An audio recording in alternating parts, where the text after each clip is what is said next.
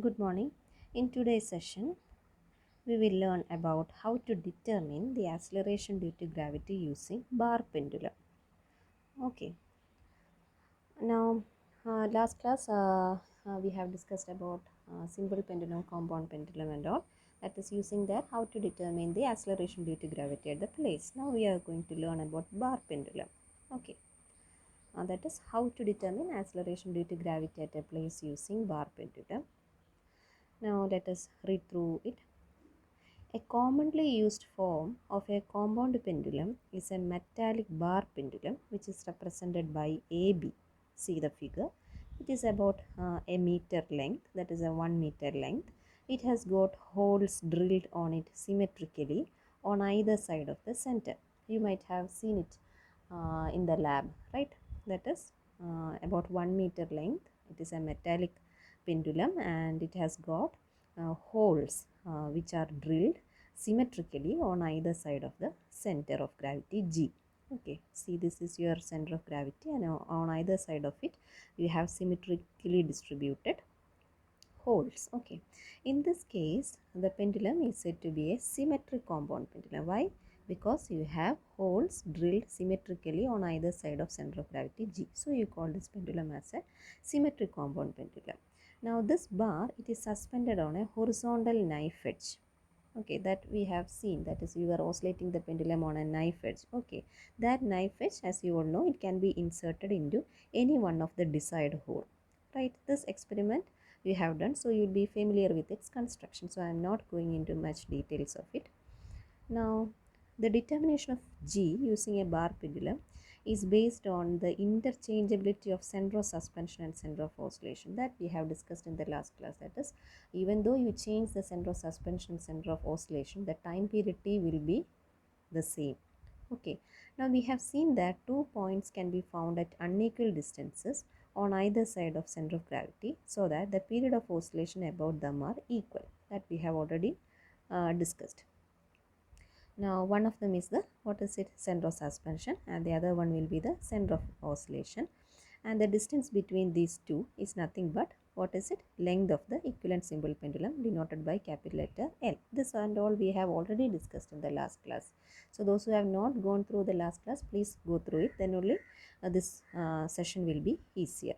Okay, now knowing the values of time period T and the length of the equivalent symbol pendulum L, you can determine the acceleration due to gravity, small letter g, using the formula given by equation 35. What is it? G equal to 4 pi square L by T square.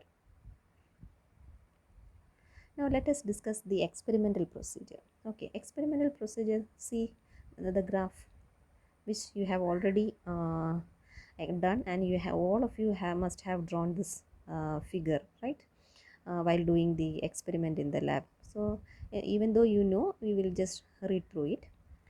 The bar is allowed to oscillate about horizontal knife edge. How? By inserting in each hole in turn from A to B, and the time period are measured in each case. That is, you will insert that knife edge in the first hole, then you take the time period for 20 or 10 oscillations, then you insert in the next hole, which is at 5 centimeter distance, equidistant apart. Again you oscillate the pendulum and note the time period for 20 oscillations. Then you will get calculate L by T square for each of these oscillations.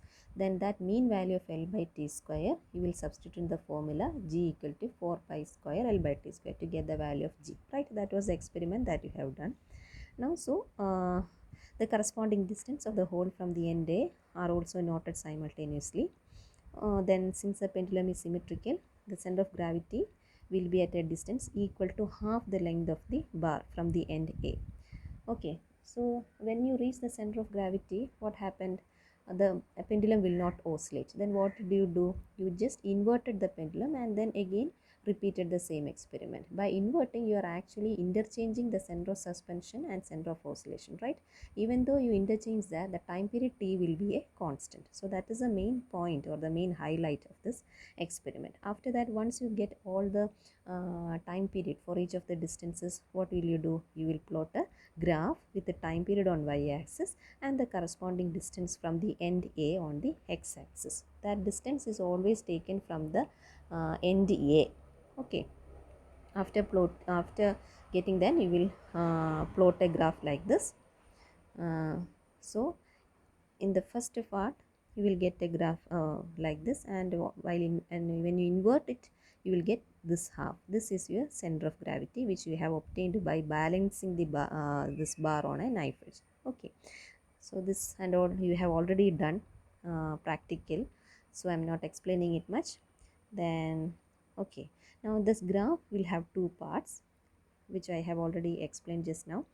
Symmetrically placed about a line parallel to y-axis and cutting the x-axis at g, corresponding to the center of gravity, about which time period is infinity. Okay.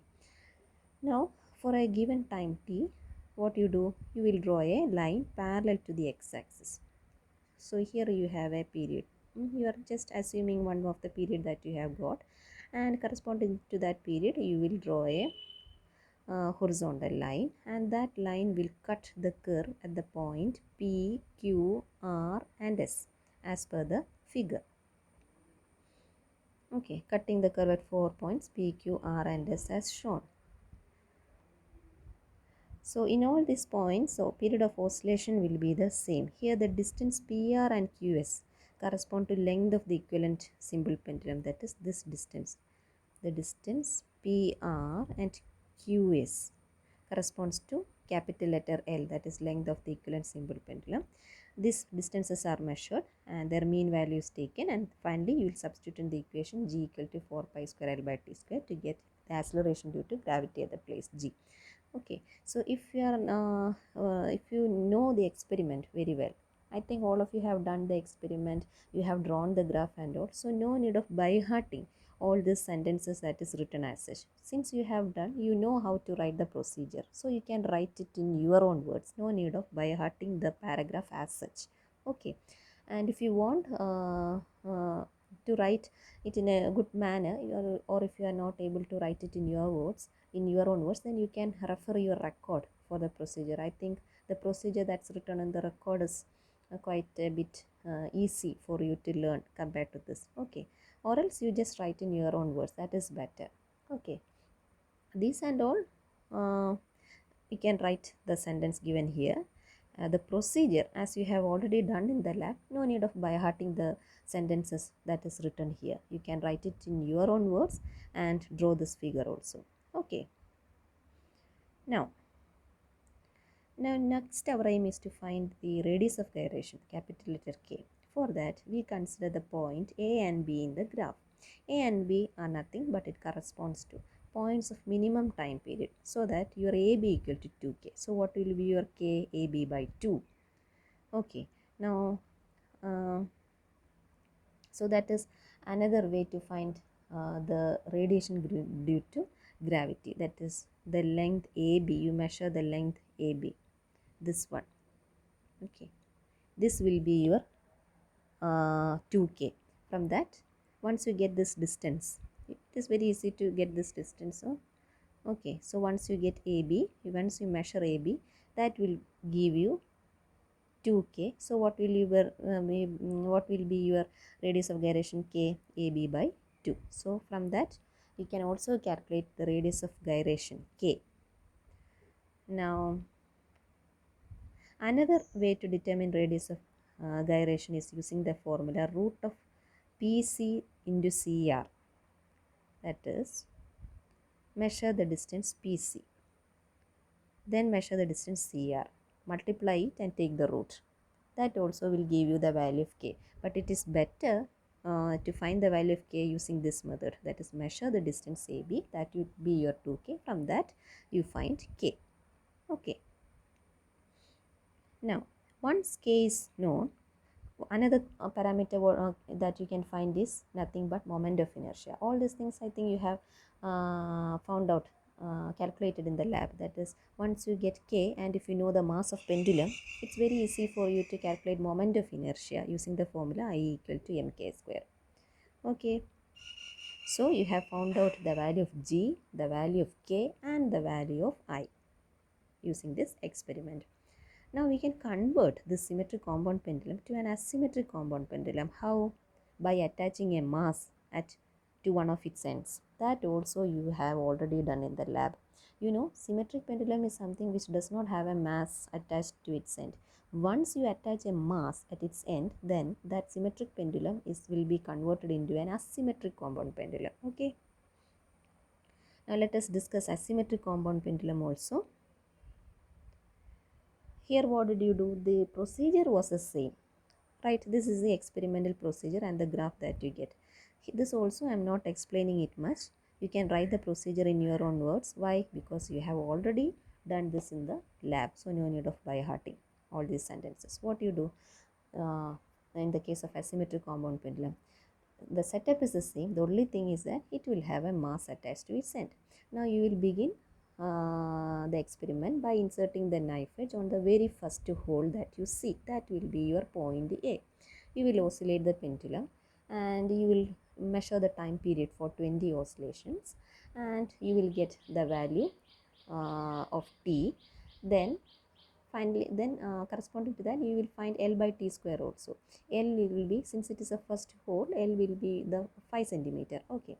Next, you will put that knife edge in the second hole, and that distance will be taken as 10 centimeter. Again, you repeat the oscillation for 20 oscillations. Again, you calculate the time period. Find L by T square of that distance. Then you repeat the experiment, right? 5, 10, 15 at a distance like that. 5, 10, 15, 20, like that you are repeating. That is, you are inserting the hole, inserting the knife edge at each of these holes, which are at a distance of 5 centimeter apart, 10 centimeter apart, 15 centimeter apart, right? Like that. So remember what you have done in the lab. Okay. Then once you reach a particular point, the pendulum will stop oscillating. That is, when it reaches the center of gravity, it will stop oscillating. When it stops oscillating, what you do in the case of unsymmetric compound pendulum, you will stop the experiment. But in the case of symmetric pendulum, you inverted the whole bar, right? That is, you have interchanged the center of suspension to center of oscillation. Again, you started repeating the experiment. That is why in the graph you got two curves. Okay, see, understand the difference. But in this case, once the pendulum stops oscillating, I am talking about asymmetric compound pendulum. Okay, once it stops oscillating, you will stop the experiment, and as a result, you will get only one curve like this. This one will be the distance, and this will be the time period. See, this is the curve that you obtain, and this will be your center of gravity. Okay, now here also we can obtain the values of length of equivalent symbol pendulum and radius of gyration from the graph as follows. That is, here the length of the symbol pendulum, length of the equivalent symbol pendulum is given by PC plus QC. You can measure the distance from this graph, right? PC plus QC, that will give you the length of the equivalent symbol pendulum. And how will you find K? That is radius of gyration. It will be the distance AC, or it can also be found out using the formula root of PC into QC. So that's it. So here you just compare and study symmetric compound pendulum and asymmetric compound pendulum. Just remember what you have done in the lab and then write the experiment, procedure, graph, everything in your own words. Okay. Then write about the parameters that you get using this. That is, one parameter that you get is small letter G, then radius of gyration K, and moment of inertia I. Okay, so no need to by heart all these sentences as such. You can write it in your own words, no problem. Okay, thank you.